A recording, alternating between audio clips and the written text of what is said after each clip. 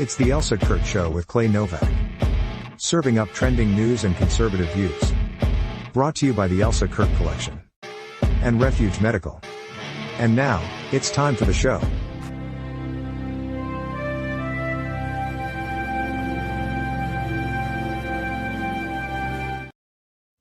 What up, my friend? How are you?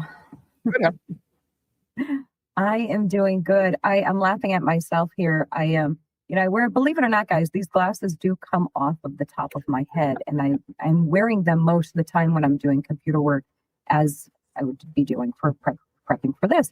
And I have a tablet in front of me, so I'm actually going to hold it up so you can see it. So I have my tablet in front of me, which has our topics and anything notes I want to read.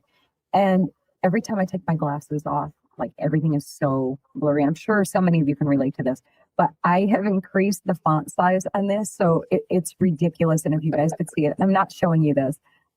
It's just huge and it's just absurd. So I'm laughing at myself. Anyhow, we have a whole bunch of great topics. Great job, Clay.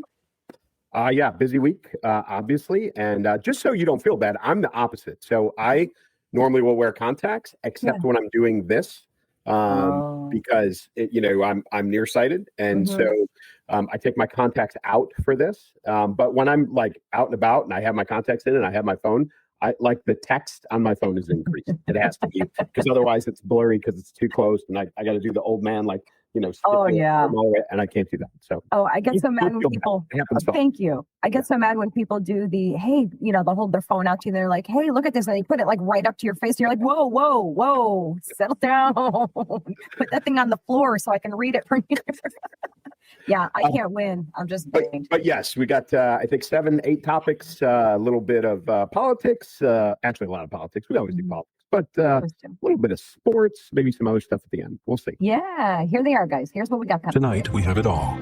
Epstein files blowing open after years of stonewalling. Fresh calls to boot justices off the Supreme Court. And Marjorie Taylor Greene lighting the NDAA on fire. The Pentagon is under fire over Pete Hegseth's drone wars.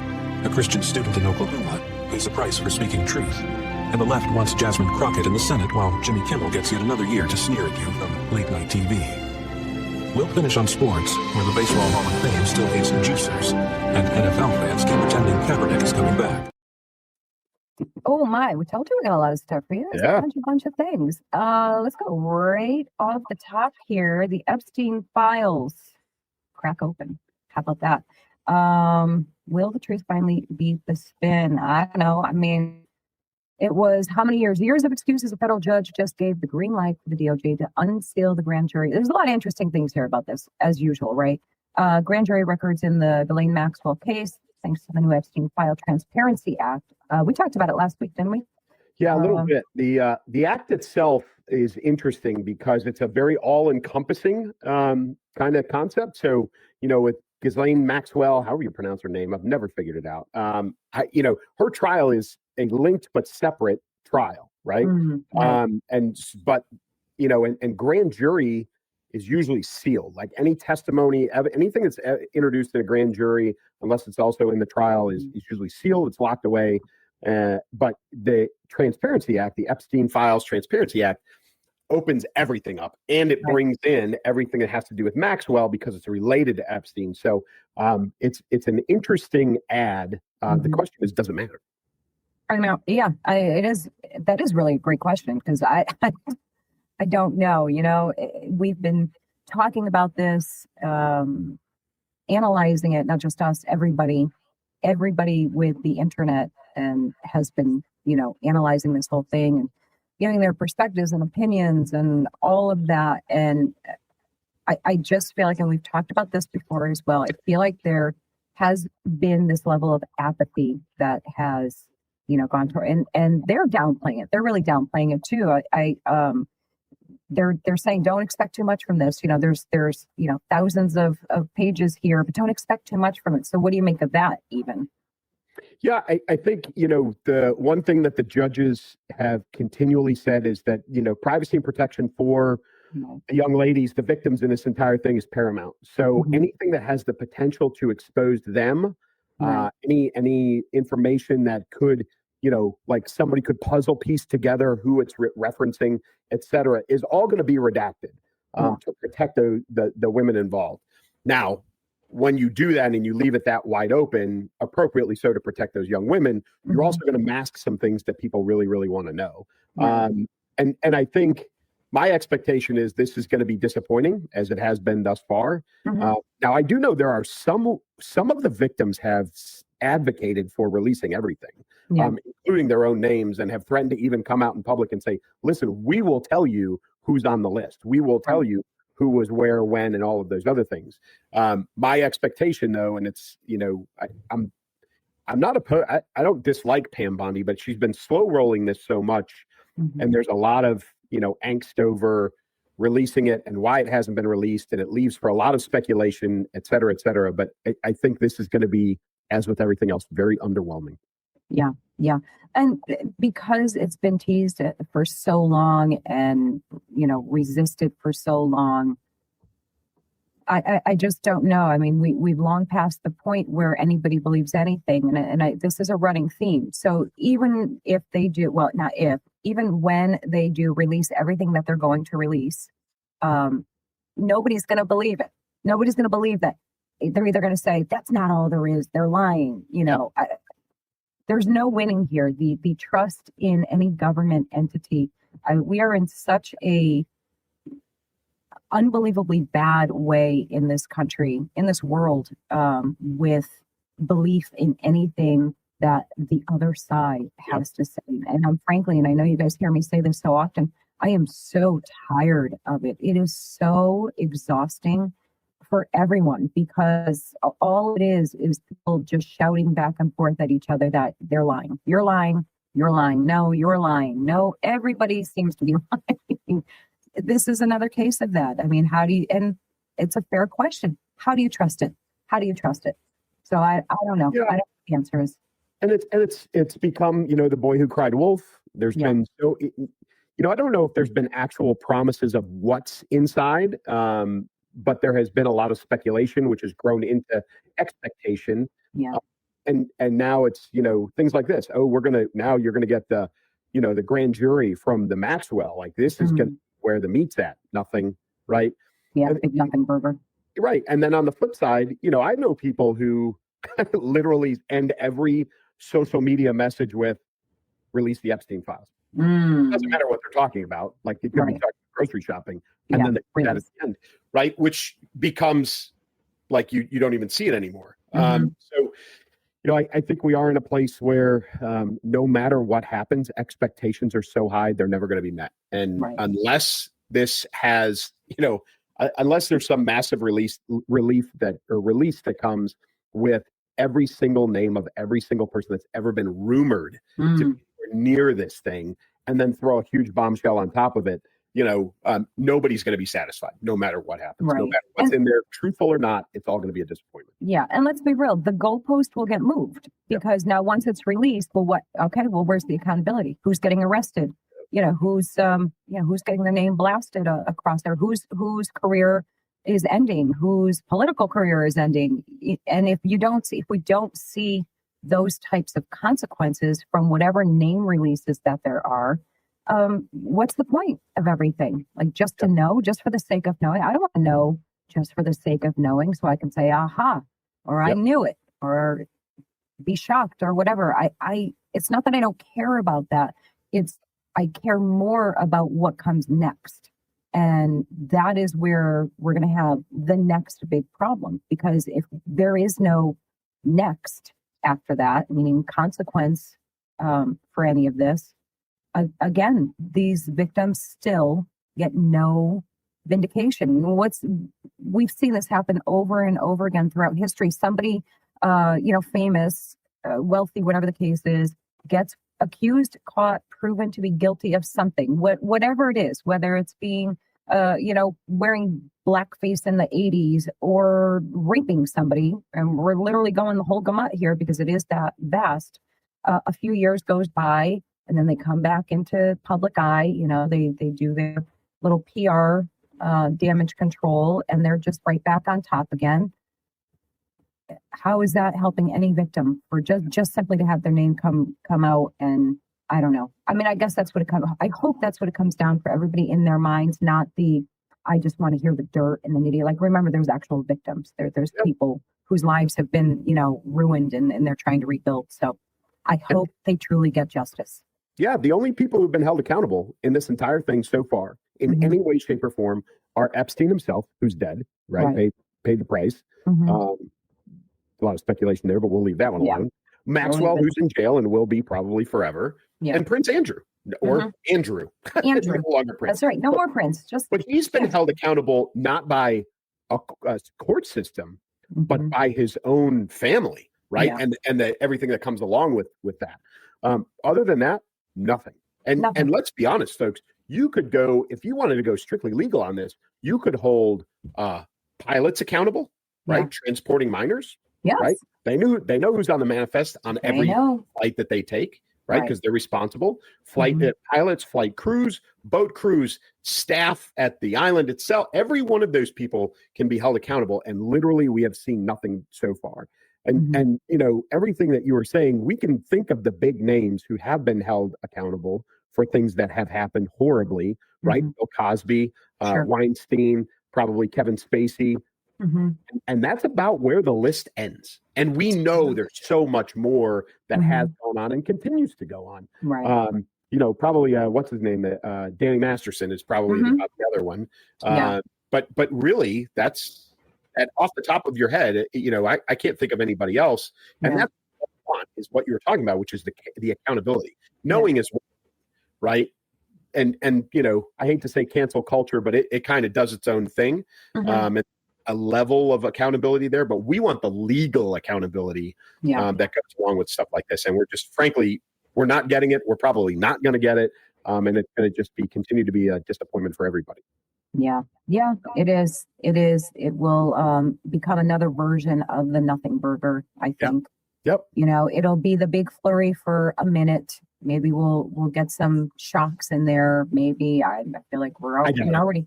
I doubt it too. I mean, I don't even care about the shocks. I don't care about the so-and-so was on that list. Oh my goodness. No, because nobody's going to surprise me at this point. You can't.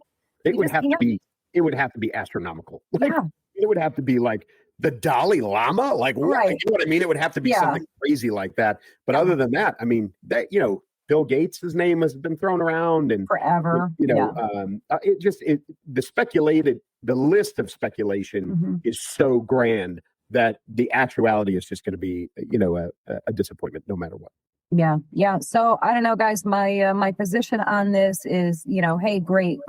It's finally getting released, even though they said for years can't be done, and then all of a sudden with a stroke of a pen, and now it's done. So that's a little eyebrow raising. As I joked with Clay before, I can't really raise my eyebrow currently, but if I could, my eyebrow would be raised.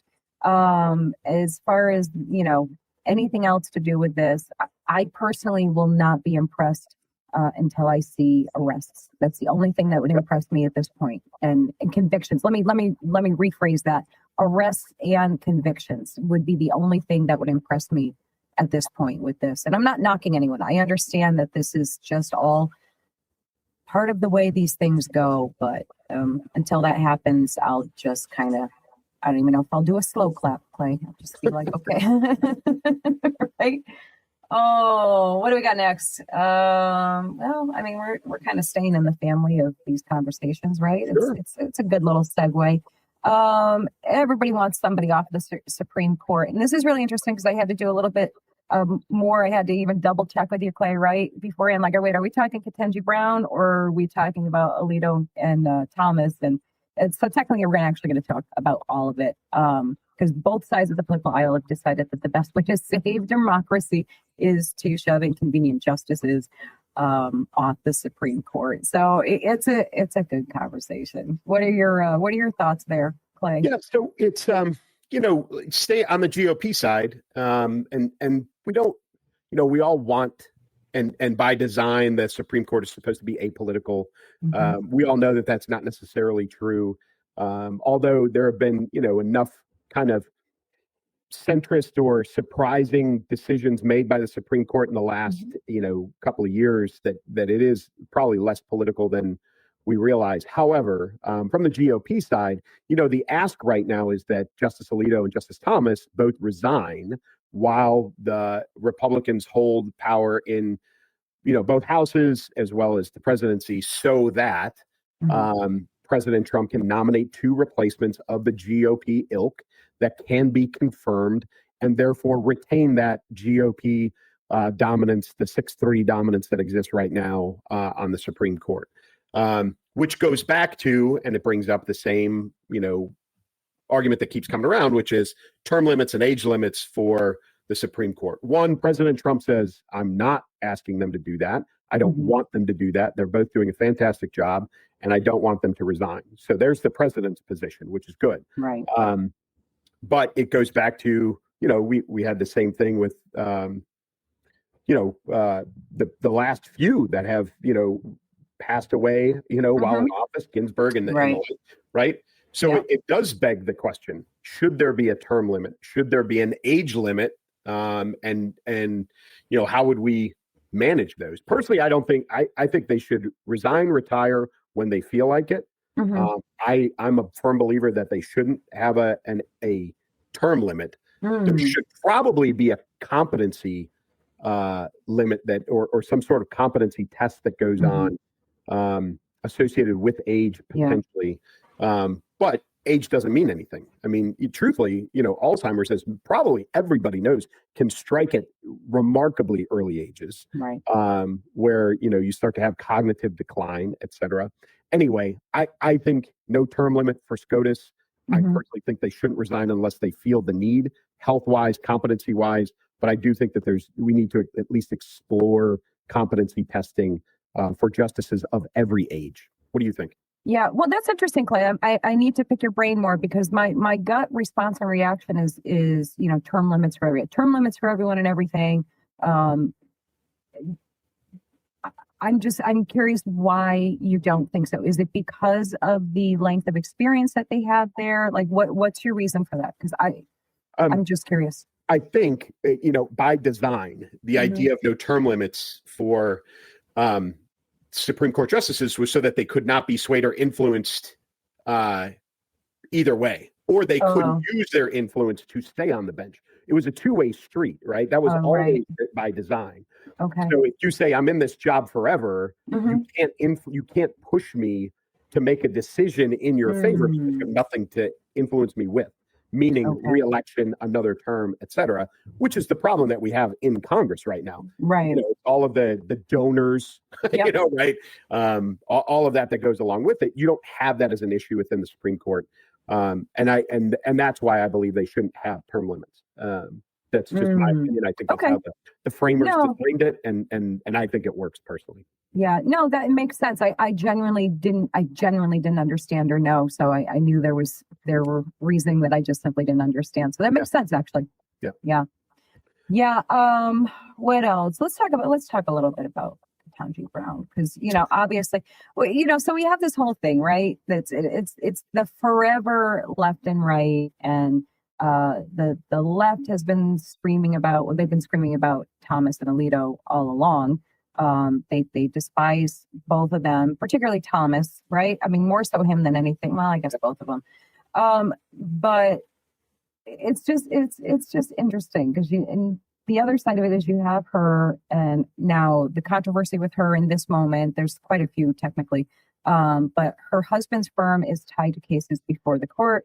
Yep. And, what a surprise, the media goes completely deaf about that, but they'll talk about Thomas's supposed, what was it? He was getting money for something. Plane rides and some other things, I think. Yeah. Right. So, it's just the constant, we're going to put a spotlight on this, but we're going to ignore this. So how about we do this really radical, crazy thing and apply the same rules and expectations of everyone? Can we just I know it sounds like absurd to do that, but I know it's never going to happen. I'm a realist, guys. I am a realist, and that was pure sarcasm. I knew it was going to happen. But, if we're making comparisons between the two, we're talking about a woman who could not tell you what a woman was. Anybody remember that? You It's here. provide a definition for the word woman. Can I provide a definition? No, Yeah, I can't. you can't. Not in Okay. this context. So you I'm not a believe the meaning biologist. I'm not a biologist, guys. I can't tell you what a woman is because I'm not a biologist. So, I don't know. I've just never heard Clarence Thomas say anything so absurdly stupid as that. But whatever, whatever, to each their own. She is the number one successful DEI hire. She truly is. She truly is. She truly is. See, if you go back and you look at her work record, Mm-hmm.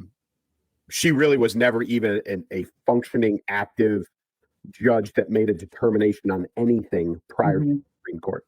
Right.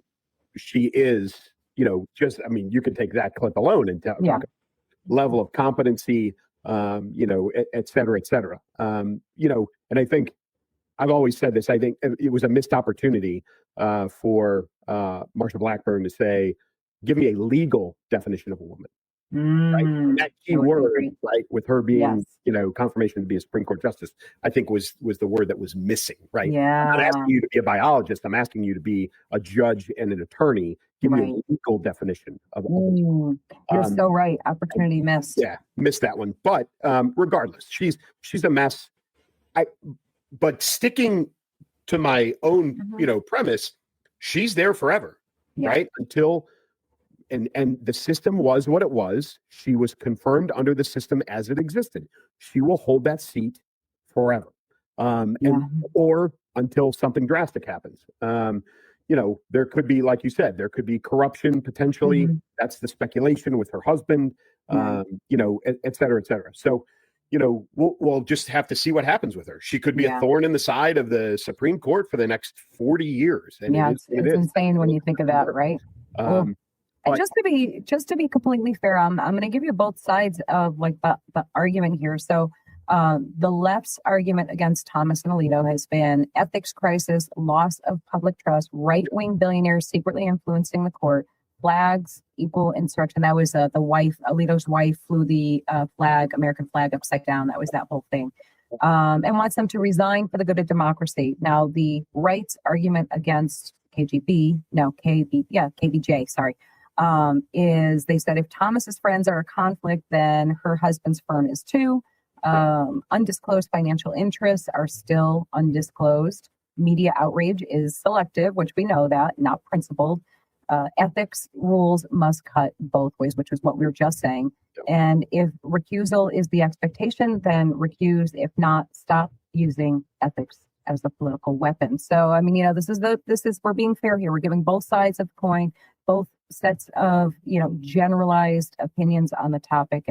And I think that it's simply really a matter of just what we were saying, that neither side actually wants ethics reform. They just want a scoreboard to change whenever one is in power favor over the other. So, yeah, I think the one thing that you have never heard, not that I can recall, from the Republicans that you have heard multiple times from the Democrats, and that is pack the court. Republicans have said consistently, the system is what it is. 9's the number. We wait our turn. We wait, if you don't like it, get a better president, et cetera. They have never said we're going to swing the strength of the court by adding justices, and then while there's a Democrat in office, then we pack the court with the people that we want, and then we swing it the way that it, gives us the advantage, et cetera, which has been the argument for a while. I've never heard Republicans ever even bring that up. I may be wrong, but I can't recall off the top of my head ever hearing that. So I think that's the difference in, party ethics, which, like you said, is part of the argument with the justices themselves. Yeah. But when you want to change the rules, they're like an oldest child, which I always my older sister about, right? Change the rules in the middle of the game when things don't go your way. But that's how they're acting, is like an oldest child, because they're losing, they don't like it, and so they're going to just change the game itself, and that's how they want to operate. So, I don't think President Trump should. I don't think he should get involved. I don't think the justices should resign, going back to the Alito Thomas thing. And I think that they just ride it out. I think they do what they're supposed to do is SCOTUS, justices on the Supreme Court, and we just move forward. Yeah. Fair enough. I like it. Works for me. We'll see what happens, right? Oh, what do we got next? Bombs, borders, and blank checks. MTG versus the Pentagon budget. I'm going to give this one over to you. So just a quick intro. The new National Defense Authorization Act is out, and Marjorie Taylor Greene is loudly in the no column, mostly because she hates, not because she hates the troops, but because she's tired of funding everyone's border but ours. Those are basically her words. So go ahead, Clay, give them the... Yeah, so the NDAA is out. I have right here, this is the House Armed Services Committee's document. This is their summary document. It's 30 pages. If you, as an American citizen, and I encourage everybody to be involved, if you're wondering how and where your tax money is being spent, this is $900 billion. $900 billion, okay? And it doesn't outline where every single dollar and every single allocation goes. However, this is the bulk of it. It gives you at least an idea where it's at. One of the primary things that Marjorie Taylor Greene does not appreciate is there's $400 million going to Ukraine. So that's one of her big beefs. There's the continued support of Israel is outlined in here, et cetera. Now, I will tell you that in this 30-page document, it does give you a great feel for where the priorities lie within the Department of War. One of them, however, is not an allocation of any kind to rename it officially to the Department of War, because you can change the sign all you want on the outside of the building, but until Congress approves it, it's still the Department of Defense, regardless. But it's all laid out in here, and there's a lot of good things in here. There's the elimination of DEI and then the associated cost savings with that. There's allocations in here for directions and guidance for improving housing, feeding of our soldiers, the process for which we procure and develop equipment. It gives direction on equipment to be purchased, things that are important to the department itself. But what it doesn't do, which bothers me, it does it somewhat indirectly, but it doesn't do it directly. I think it's very important in the National Defense Authorization Act to outline what is the greatest threat to the United States and why, and how the money is being allocated to counter that. The first thing that is specifically mentioned, the first foreign power that's specifically mentioned in the NDAA, and it's all the way in the back, is China. Now, it does not outline China as our number one threat to the United States. It does talk about Indo-Pacific influence by the United States to counter China, removing China in any way, shape, or form in our procurement and development process for defense. It talks about Israel. It talks about Russia, Ukraine. It talks about ISIS, Iran, counterterrorism, and some other things. But it doesn't say China's our biggest threat. It doesn't say anybody's our biggest threat. It just happens to mention China first. I personally think that that's a mistake. So that to me is a problem. However, the document itself is, and again, this is the summary and it's 30 pages. Okay. So you can imagine what the NDAA actually. I was going to ask you that too. Right. Like, I've read them before. I haven't read this one yet in whole, but they're big. And you really have to know 8 million acronyms to even get through it. So the summary is a good document to get into.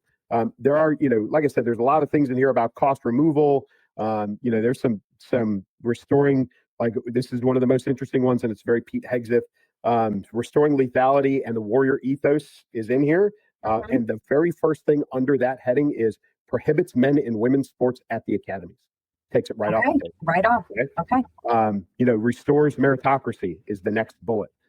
Ends diversity, equity, and inclusion programs at the Department of War is the third bullet, right? Prevents a military new Green Deal, fourth bullet, right? And then expands faith providers, fifth bullet. So, that's got Pete Hegseth's name written all over it. It's okay. He is the secretary, so that's kind of the way it works. The page after that is securing the border. So you can tell where the priorities lie within this. It does kind of put a stick to big business in that, they've said, hey, we need big business to work for us, not us to work for them, which is kind of how things go in procurement and development right now. So it's a good, again, it gives a good documentation and a good summary for all of you that are out there who want to see where your tax dollars are going. But Marjorie Taylor Greene, among others, she's just the loudest right now, has said she's not going to vote to approve this. Keeping in mind, she hasn't voted for anything since she announced her departure from Congress. She's been absent for every vote, but she said she's not going to vote for this because her explanation is that this is not America first. By sending $400 million to Ukraine, this is not America first. For supporting Israel, this is not America first. And really, to me, what she's showing is that she doesn't understand international diplomacy, and she doesn't understand that America first doesn't mean every single dime, dollar, penny of American money stays inside of America. You have to understand that us supporting other nations around the world in form and fashion, sometimes financially, benefits America more than not doing it. And that's where America first really lies. I've said this a million times. Ukraine to me is a NATO problem. And there is allocation in here to discuss NATO responsibilities to counter Russia. That's all included in the NDAA, but it does say that there's $400 million allocated to Ukraine itself. And that's where she has a problem. But I think it also shows her ignorance in that she has a problem with that, not taking into account the entire document. So that's kind of where I sit. And particularly with Israel, I just read, I wish I had saved it so I could pull it up here, but I just read recently, and I don't know the dollar amount, but in the language, apparently, with these agreements with Israel, is part of that is that they have to spend a certain percentage or dollar amount in the U.S. in U.S. As part of like a contingency for the support. So it's not just this, bank machine that they're taking out of. So I can pull the bullet. It doesn't have a dollar amount, but I think what you're referring to is this. So it says, directs the establishment of the U.S.-Israel Defense Industrial Base Working Group to study opportunities for greater collaboration on defense production and potential integration of Israel into U.S. national technology and industrial base. So really what that means is we are pulling them in. They're becoming a partner in defense development, in which case they spend money on development and also spend money on purchasing essentially U.S. equipment for their own defense. So we're not bearing the burden for all of this, but it does help in, and then you've got here's another one, establishes and authorizes $35 million for a new emerging technology cooperative program with certain partners, including Israel, to jumpstart development and testing of cutting edge technologies, including AI, quantum, cybersecurity, robotics, and automation. So there you go, right? It is about a financial partnership that benefits defense for both nations, where Israel foots part of the bill. It's not just the U.S. funding everything and then they buy the product in the end game. So yeah, because I think the impression that the MGTs of the world are giving is that places like it, well, we'll just specifically say Israel because that seems to be the biggest issue for a certain portion there. That they're just taking and taking and taking, and there's no relationship here other than a give on our part. And that's, couldn't be further from the truth. And, we're talking about President Trump, who is the deal maker. That is his thing. Like the money, the business end of operations is his thing. He's not going to be giving and giving and giving with nothing coming back in return in some way, shape, or form. So let's be real about that. And I don't like the, I don't know if it's willful misleading or if it's ignorant misleading, but it's still misleading people into thinking that the relationship is other than what it is. So I just found that very interesting. Yeah. And so, there's it's a good document. Again, please, if you're not familiar with defense, like intimately familiar with defense, I do not recommend you go get the full NDAA. You're going to drive yourself crazy. But this is, again, it's the House Armed Services Committee summary document. It's a PDF. It's out on the web. You can get it. I printed it myself. It didn't take, I didn't call anybody I know. I didn't, get any of those connections, literally pulled it off the internet. And it's a summary document that I think everybody can appreciate and understand as a taxpayer. So it does give you some focus on, where the Department of War is headed and how they're allocating funding for the next year. I just wish that it said in a no bones about it way, the greatest threat to the United States is, and how are we using this $900 billion to counter that? That's what's not clear to me. Interesting. Yeah. No, it's a good perspective. Definitely. I absolutely, of course, commend you for actually getting the documents, the paperwork there, because most people, and I'm not knocking anyone. There's no shade to anyone, including Marjorie Taylor Greene, for asking questions, for raising concerns. But the answer to that is to do what Clay just did. Well, I have questions. I get some answers. I will go get those answers so I can speak on this. So, just food for thought. Anyone who's curious, take Clay up on that and go read it. I'm not going to, because I'm just not that curious, because I have you. I have you to tell me. Oh, thank you. Thank you very much. Let's keep going with your guy, Pete. Oh boy. So drone wars and the fog of war. Does America deserve to see the strike? What do you think about that? There's two dangers in releasing the footage itself. So the first one is, and this is about classified capability. One is, you never want to release something that is going to tip the enemy on how you acquired that information. In other words, I don't know what kind of drone they were flying. This is really, folks, this is about the September 2nd, the double tap, as they keep calling it, or the reattack, whatever you want to call it, the two strikes on the same boat, where there's accusations of killing survivors. And so the push right now is to release the full drone footage and allow everybody to see what the vice admiral, who is the special operations commander who authorized the second strike, was looking at in the operations center when he said, yeah, go ahead, hit it again. But again, so to go back, first concern is there anything about the footage itself that would tell the enemy, how did they get that? How do they have such clear camera capabilities? How do they have X, Y, and Z? Whatever's on there, does that tip the enemy off to say, well, if they can do that, they can see this. If they have that capability, then we need to figure out a way to counter that capability, et cetera. So you never want to tip off the capability itself. In other words, the drone, the type of camera work, the type of transmission, whatever it is, you never want to tip anybody off. So if there's a risk of exposing classified capability, then no, they should never release the drone footage in any capacity. Second, if they do release the drone footage and they release it as, clear and unredacted, I can promise you two things are going to happen. One, people who have no idea what they're looking at are going to interpret it the way they want to, the way that their brain sees things. They are going to say, well, this is clearly what happened. Having no experience looking at drone footage, having never seen a drone, don't know what they're capable of, et cetera, right? They're going to misinterpret and they're going to see what they want to see. The second part of it is it's going to be AI immediately. Somebody's going to take that footage, right, it through AI, and then we're going to lose track of what reality looks like very, very quickly.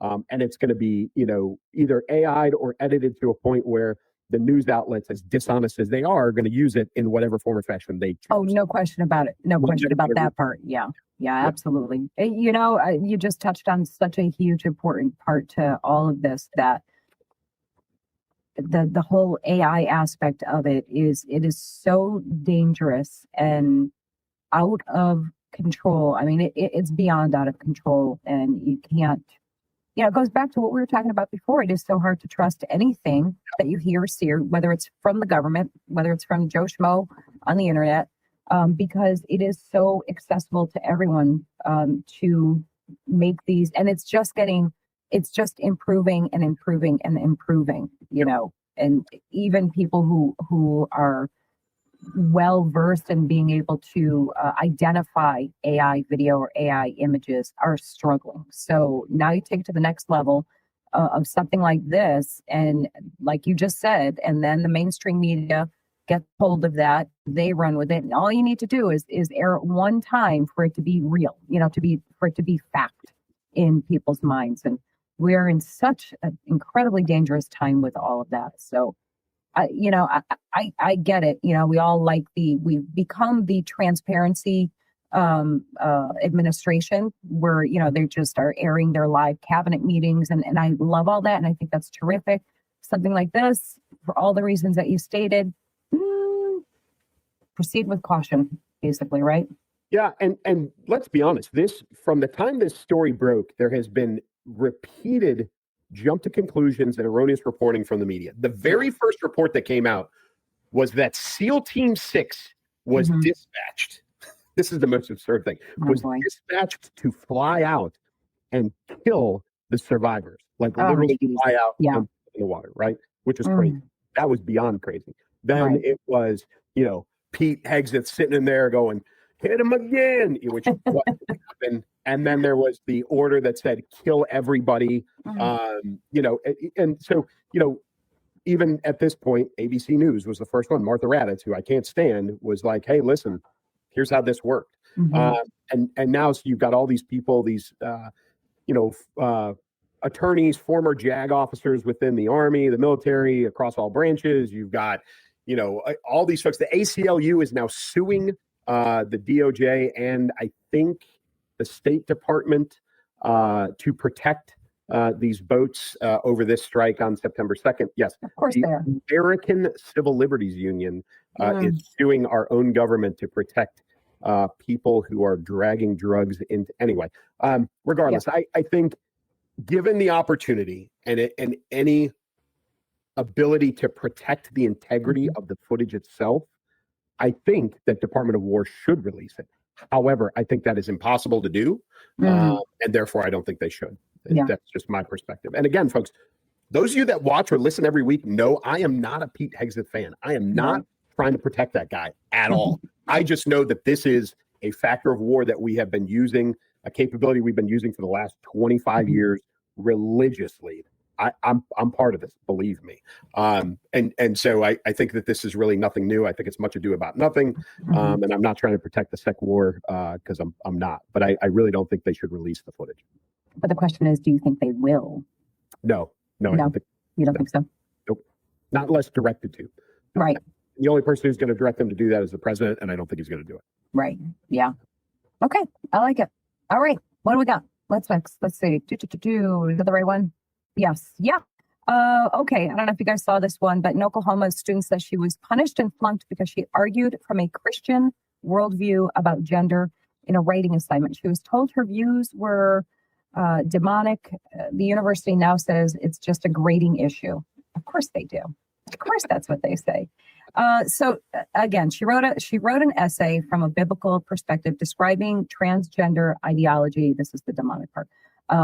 As demonic. Her instructor gave her a failing grade, allegedly calling her views harmful and suggested she should not express them. The student appealed, went public, and the university put the instructor on leave and said her conduct was under review while insisting they value free expression. So, I mean, this is the kind of thing that we've been talking about for how long now with these universities suppressing and punishing conservative and Christian speech and perspectives.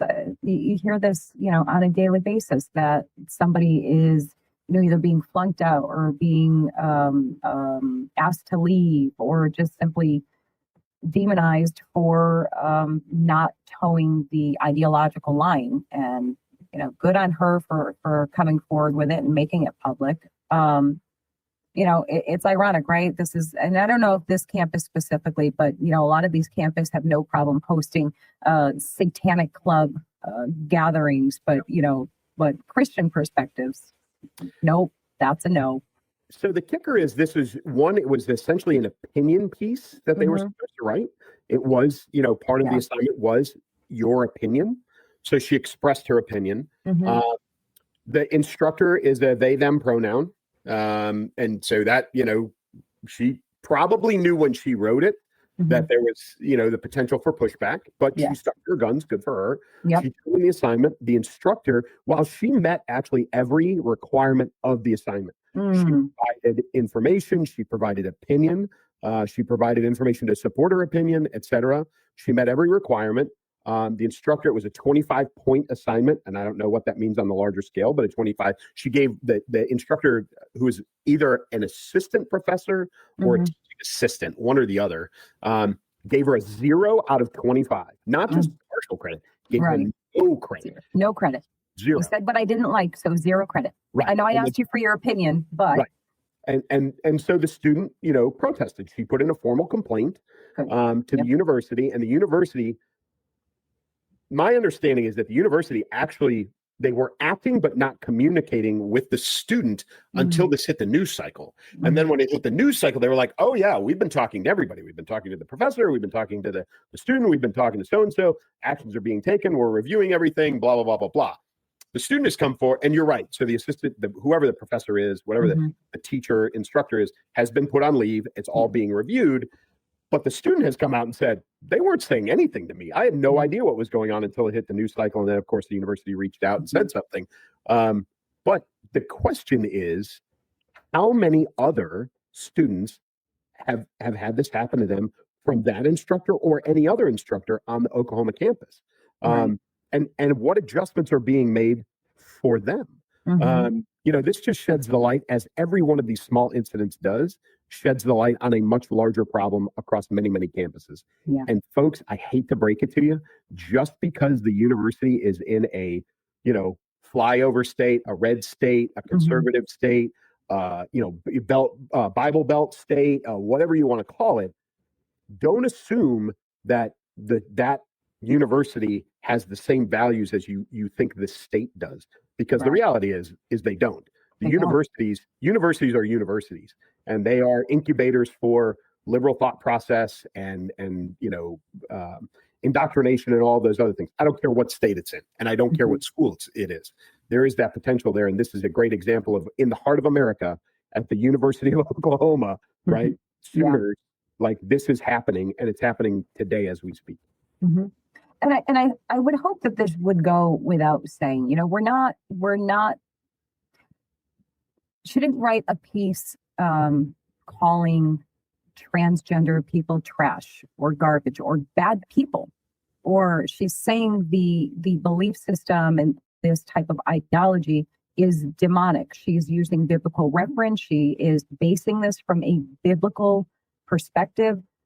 She's not, and where I'm going with this is that she's basically speaking truth with grace, which is what we should be doing as Christians. We should not be saying hurtful, hateful things towards anyone. But since this is the specific subject, transgender people, we should be speaking in love and truth and biblical truth, which is, what she was doing. That was the essay. That was her position. So this wasn't, some Christian girl, some holy roller attacking anyone. She was asked for her opinion. She based it in scripture. This is what scripture says. This is the perspective of it. Yes, I know the Bible does not use the word transgender. So let's not get on that whole topic. We all know what we're talking about here.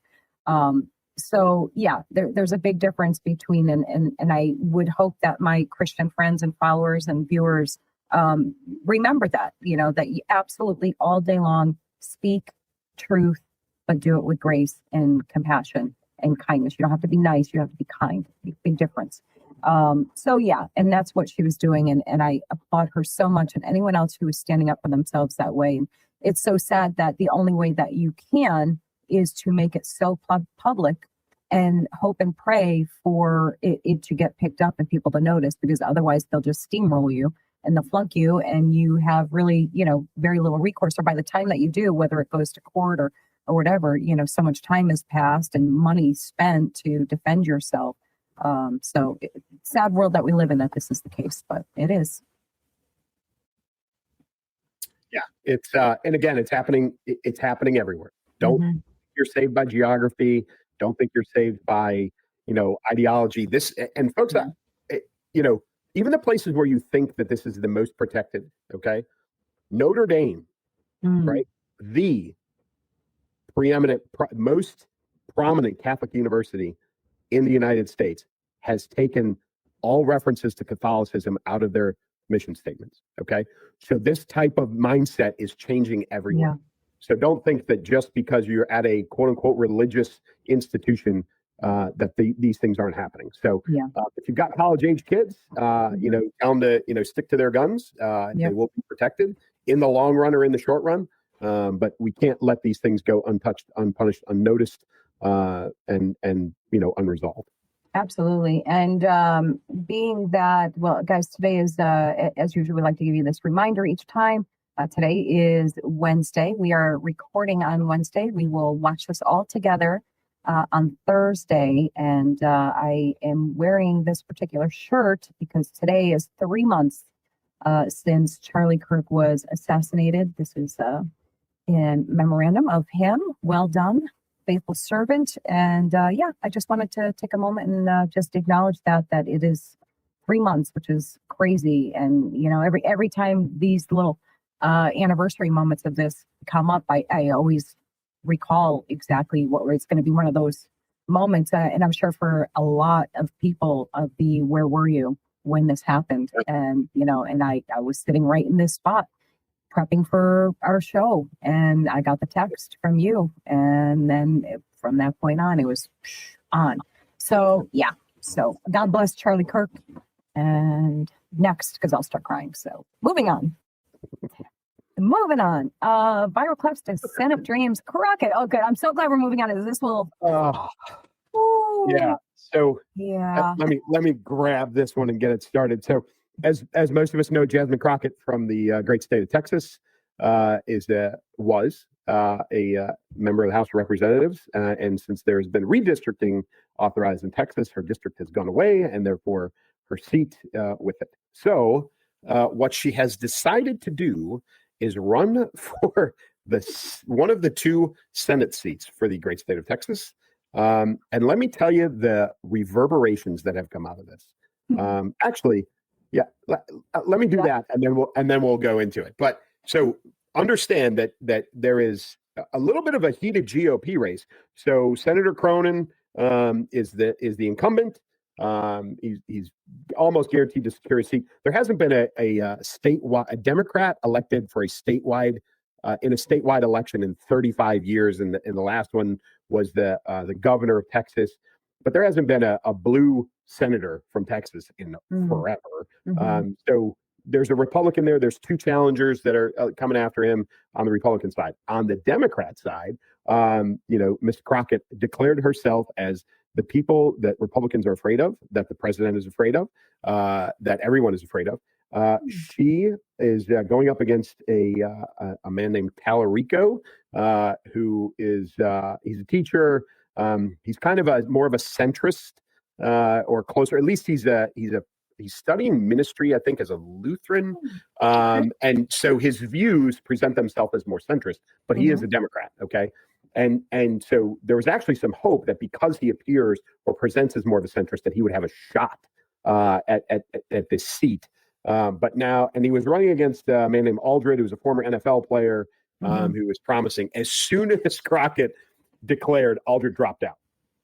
He's like, I'm not going to play this. Now he is flipped over, and he is going to run for a House seat to try and get some blue back into Texas. But she has declared that she is the one to beat, and truthfully, because she's an up and comer in the Democratic Party, they are a little confused as to what they should do about this, because the reality is she might win the Democratic primary. She may beat this guy Tallarico. She's going to get murdered in the statewide election. But she has said she does not need Trump supporters or Republicans to get elected in the state of Texas.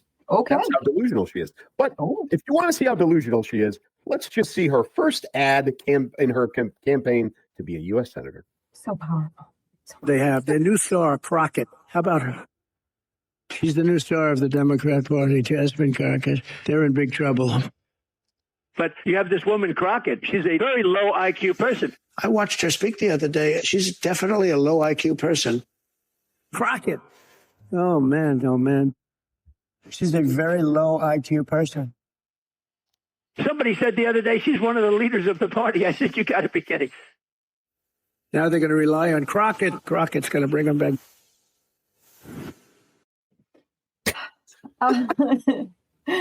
I feel like I have to do a parody video of that. Oh, please. Please do. I feel like I must. I love that arm crossed. I think I might have some false eyelashes upstairs somewhere. I might have some. All the way up until the end. Yeah. All the way up until the end where it says Crockett for U.S. Senate. You would think that this is from Tallarico.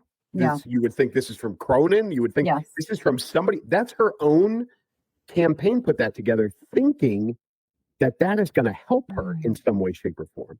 Yeah. Listen, Yeah. folks, I've said this.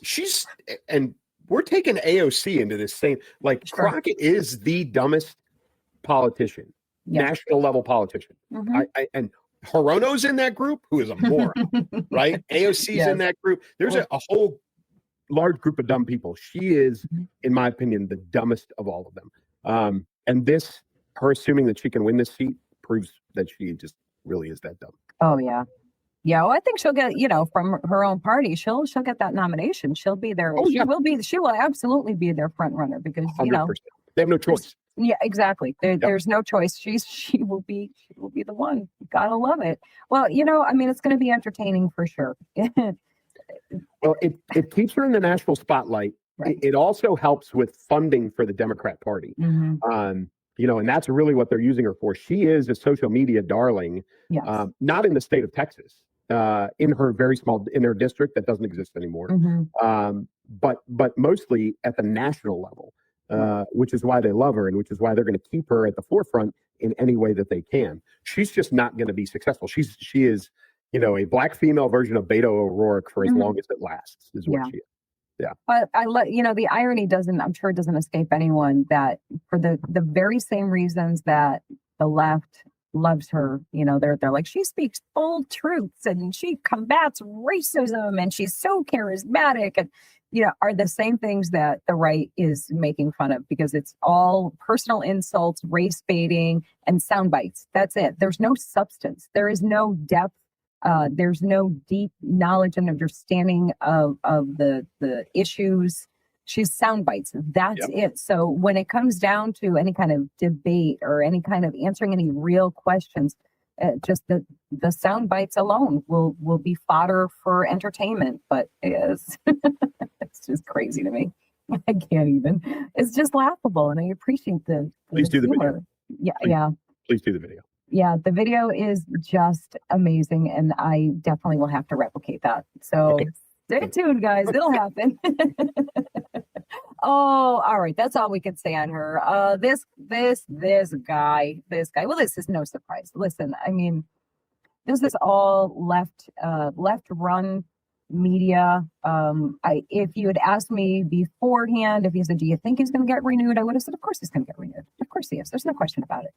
Another year. So he's got another year behind the desk. If there's one thing America was begging for, it's more Trump jokes and lectures from a millionaire Hollywood. I am surprised he got renewed. Truthfully. Are you? I was not. I am, only because of what's his name, the guy who already got canceled. Yeah. I think they had to double down, though. I think that's exactly why they had to double down and be like, no, we love this. This is great. This is so funny. We're doing great. I just, if you watch, Jon Stewart, which Jon hosts one day out of the week, that's the punching bag show, and it's designed that way. It wasn't originally, but it is now. Okay, fine. Colbert, he is done. I really thought that Kimmel was going to go the same way, and Fallon was going to survive because he is the least political of all of the shows. I am surprised. The suspension was not a surprise, but I am surprised that they gave him another year.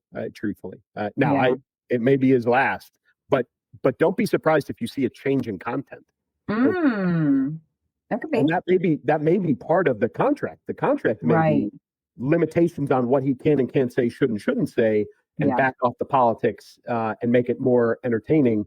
And we'll see what happens. And so we'll see. There certainly could have been a lot of I guess negotiating, in the background. I was saying, if you keep me, I'll do this. Or don't make me. I don't know where to go, what to do. I'll behave, I swear. Just give me another year. Yeah. Oh gosh. Well, I mean, listen, I literally have never watched him. I've obviously seen clips on, social media, and really only for the purpose of, making fun of him or just criticizing the things that he says and does. But that's about it. Never watched him. I did once upon a time watch The Man Show for segments here and there. I thought I'm sorry. I thought The Man Show was kind of funny. Shockingly, like it was just like that jaw dropping kind of humor. So I missed that guy. He was pretty funny. He was pretty tolerable. Now, not even remotely. But yeah, I don't know. They can just enjoy their propaganda machine and do what they do, and the people who watch it will continue to watch. And Slight segue. I know we're like just about out of time, but I just want to talk about very quickly, and I'm sorry I didn't mention this beforehand. This just reminded me. This whole Netflix purchasing Warner Brothers, and that is a bad deal for anyone who watches any kind of mainstream stuff. If you think it's bad now, it's only going to get worse with that. So I don't know if they can even stop it at this point. I would think that they could. There are going to be efforts to stop it. There are going to be. There has to be. Yeah, conglomerate too big. All of those things, too much control over media. So I think that Congress is potentially going to get involved to stop this merger of Netflix buying Warner Brothers and that whole merger.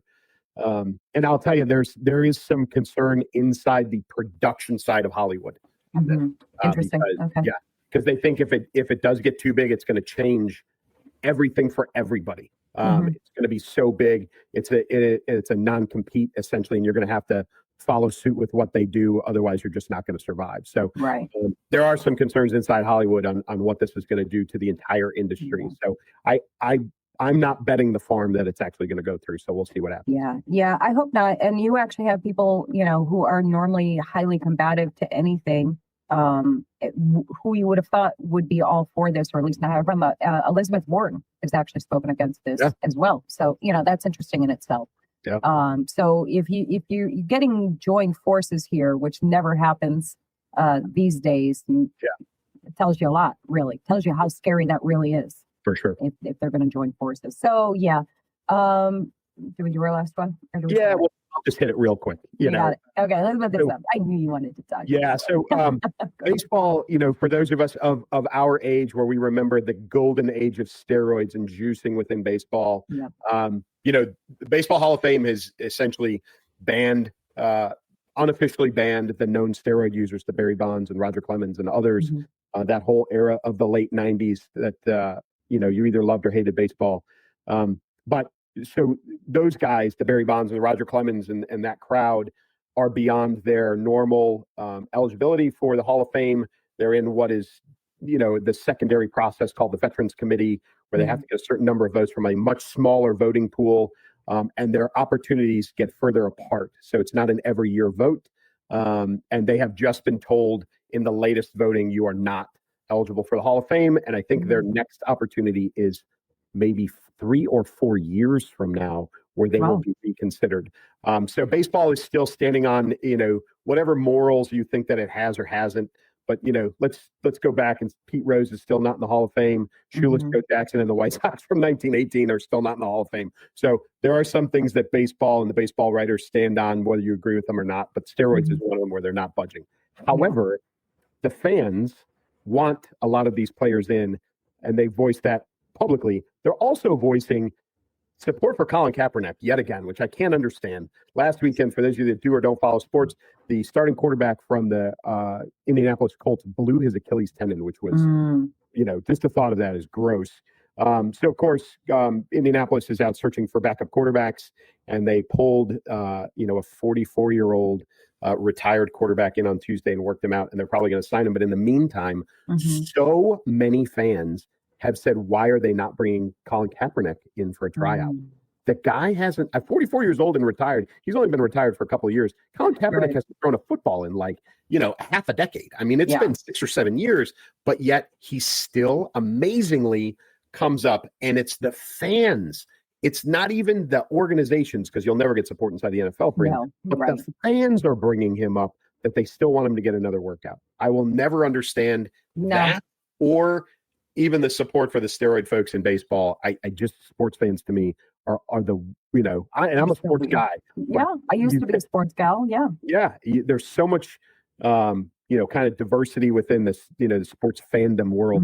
But that one, support for Kaepernick, just blows me away. Can't get it. I don't know. Yeah. And, if you want to just talk on ability or, stats alone, probably, I'm pretty sure he was kind of crapping out at the end there. He had one good season. Yeah. Yeah. So I don't get the appeal. So if somebody said, well, I just want to talk about his, him as a player, not as a social activist or whatever you want to call him. I don't think it was that impressive, guys. That your memory that short, I don't know. I mean, the Colts didn't bring him in. Yeah, so he's not that everything, good. Right? Yeah, no, definitely not. Yeah. I mean, to me, he's always going to be the start of why we stopped watching football in our home. And that makes me sad. And I mean, a great reason, right? Yeah. The day he walked out on the training field wearing pig socks, that was it. That was it for me. I was like, I think I'm done. So that is it, guys. We covered them all. We threw something extra in there. We will, we're looking forward to joining you guys in the comment section for sure. Clay, you want to close them out? Yeah. Hey, folks, next week, and we've done this for the last couple of years, we have tried to do something a little bit different in our last show before the holidays, which will be next week. So if you have any, what did we do? We've done favorite Christmas things. We've done lists. We've done all kinds of fun stuff last couple of years. If you have any ideas, something you'd like to see us do, please put it in the comment section. If not, Elsa and I will come up with something. You will probably not get a bunch of politics next week. You'll get something a little lighter, a little more celebratory, a little more holiday focused. But we'll do a different show next week. And then we will take our normal holiday break because Elsa and I like the holidays too. So, but next week should be our annual holiday show, something a little different. And until then, from me, keep moving, keep shooting. Take care, guys. Terry Davis wanted a quiet life, the Midwest, a rifle, a little peace. But trouble keeps finding him on every inch of American soil. From cornfields to the Capitol, the enemy hides in the shadows. And when the country needs one man to stand up, Terry does what he's always done. He keeps moving. He keeps shooting. The fight for America has a new battlefield. And he's already in it. The Terry Davis series available now. From small-town love stories to battles of truth and loyalty, Elsa Kurt's books follow the same heartbeat. Ordinary people facing extraordinary moments. You'll find romance, drama, second chances, even a peek behind the microphone in her newest release. Multiple genres, different worlds, same thread. Bold truth, real faith, no apology.